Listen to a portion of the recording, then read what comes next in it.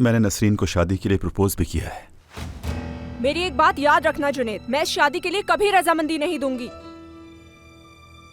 अगर तुमने उससे शादी की तो समझना मैं तुम्हारे लिए मर गई, और मैं भी समझूंगी मेरा कोई बेटा नहीं।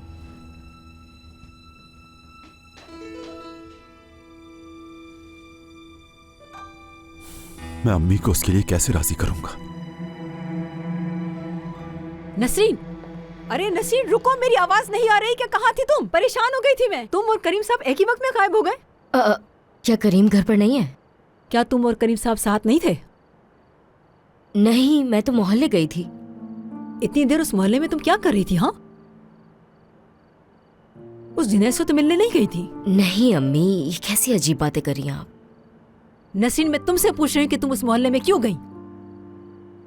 जिस बात से मैं तुम्हें मना करती हूँ तुम वही क्यों करती हो नसरीन? मुझे डर है कि हनीफे तुम्हें नुकसान न पहुंचा दे। अम्मी आप पूरी बात तो सुन ले मेरी। आतिफ की कॉल आई थी, उसने तूबा को हमारे घर जाते हुए देखा था।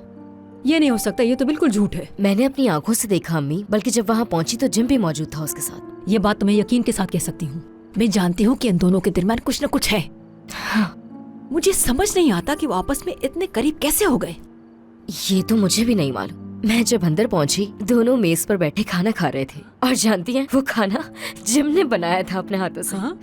सच बता रही हूँ अम्मी, मैं क्या बताऊँ आपको, उनके चेहरे देखने वाले थे जब उन्होंने मुझे देखा। मुझे यकीन नहीं आ रहा।